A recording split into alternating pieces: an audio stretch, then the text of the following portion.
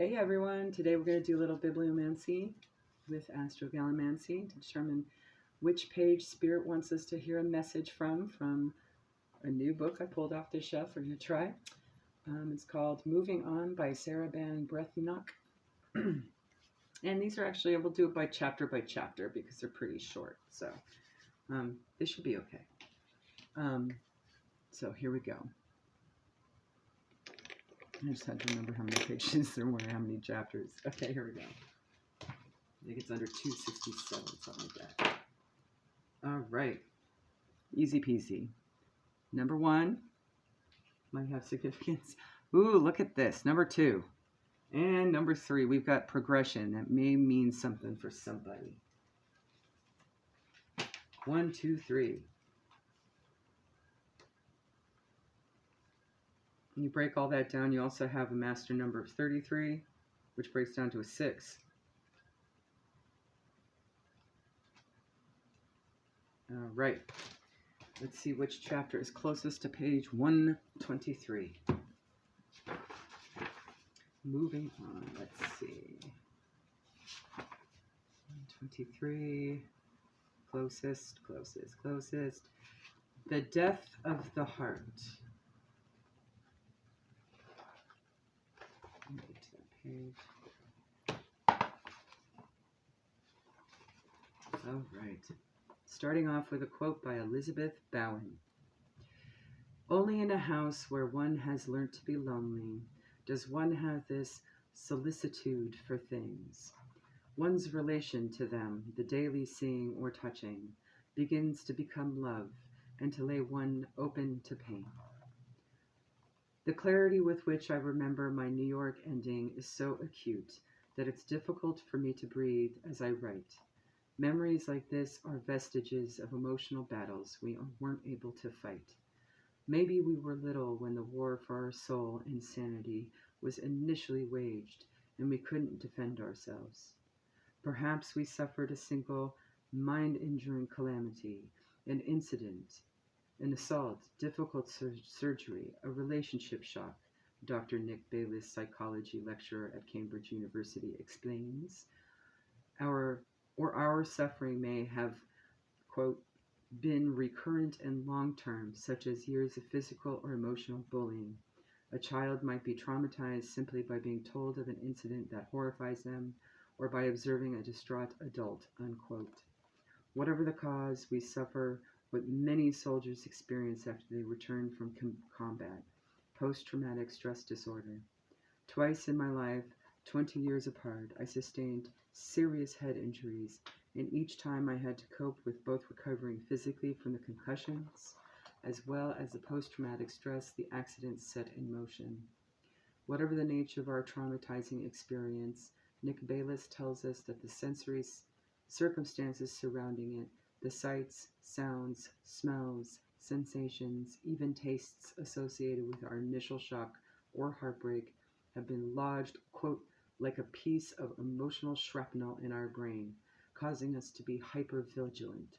What alarms us may not have been the most damaging element at the time of the trauma, but simply the feature that our brain happened to latch onto, unquote, for its early warning system. In other words, it's what we remember and the way we remember it. My memory is this. It's late Friday afternoon at the end of January 2004, and I've got to catch a plane. Come on now, you don't want to get caught up in rush hour traffic, my personal assistant urges me.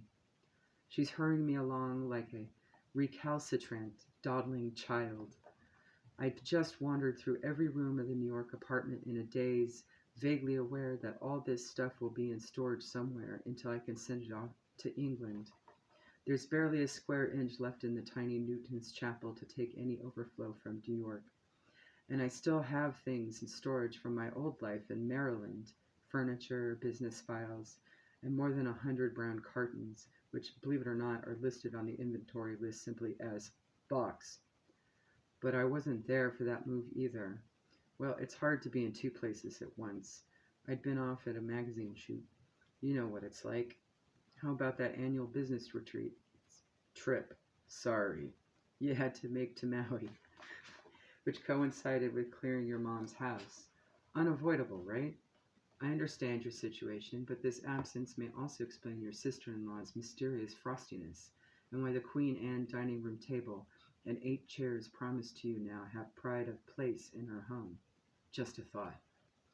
In cosmic law, it's not possession that carries 9/10 persuasion.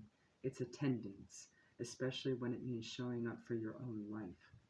Meanwhile, my New York apartment's filled with strange men eating pizza, cramming chattels into boxes, scribbling illegible words on the sides, taping them shut and shuffling them down the elevator and into a truck illegally parked on the street.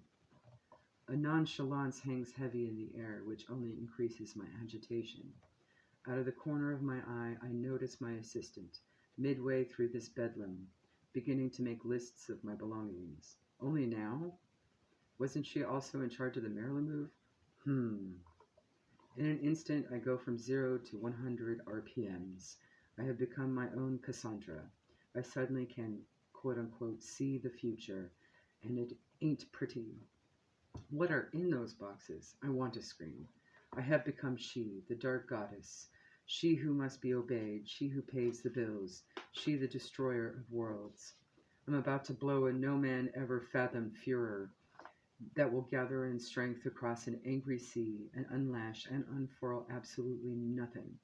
That's because Miss Simpering Simple Abundance doesn't scream, doesn't shout, doesn't raise her holy, quote, you better be shaken and quaking, unquote, temper. Instead, she starts grinding her teeth, holding her breath until a sharp stabbing pain in the left side forces her to exhale, take a sip of water, say a prayer. How interesting. Now I know why I hold my breath when I recall this memory. Now I know why I tried for so long not to recall it. Now you know why there is no way to live no matter who you are. The foyer, my beautiful vestibule which once represented the expansiveness of my fabulous life, starts closing in on me like a trash compactor. The woman reflected in the Art Deco mirror is red and sweating, pacing like a caged animal looking for escape. There are hours of packing to be done, and the apartment has to be vacated that night. I walk out. I can't be there, then or now. I am supposed to be the living embodiment of simple abundance. Instead, I am consumed with the shame of losing this apartment because I haven't been a skillful stewardess of my good fortune. I have done me and mine a tremendous disservice. I walk out of the apartment. I leave Dolores Del Rio. I leave the front door ajar. I leave the foyer filled to the ceiling with brown boxes.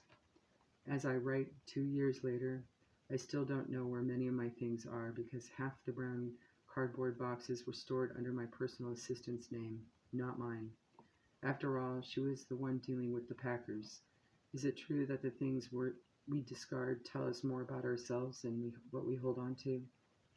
What kind of a woman leaves the tangible symbols of her hard-earned success, her beautiful possessions, her exquisite things, in the care of strangers?